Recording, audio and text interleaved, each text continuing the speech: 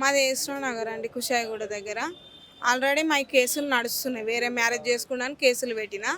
మంచిగా ఉంటా అని చెప్పి కోర్టులో వచ్చి ఒక 5 మంత్స్ 6 మంత్స్ నాతోటి ఉన్నాడు.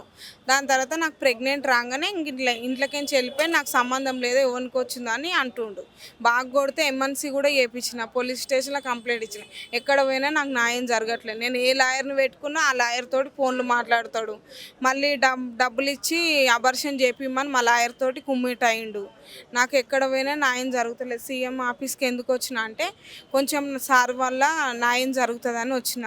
నాకు న్యాయం జరగాలి. ఆయన ఇంకొక అమ్మాయితోటి ఉండొద్దు, నాతోటి ఉండొద్దు, జైల్లో ఉండాలి. ఇప్పుడు ఇంత ప్రెగ్నెంట్ టైంలో కూడా నన్ను పట్టించుకోవట్లేదు. నాకు అవ్వలేదు, నాకు సంబంధం లేదు అంటుండు. నాకు డిఎన్ఏ టెస్టులు అవన్నీ చేయించినా ఓకే. నాకు ఆల్రెడీ ఫస్ట్ 9 ఇయర్స్ బాబు ఉన్నాడు.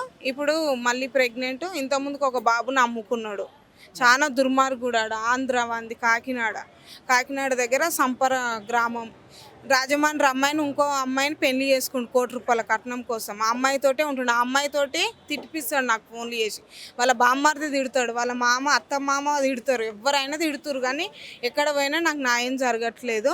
అందుకే రేవంత్ అన్న దగ్గరకు వచ్చిన. నాకు దయచేసి న్యాయం జరుగుతుందని నమ్మకం. ఇచ్చాను.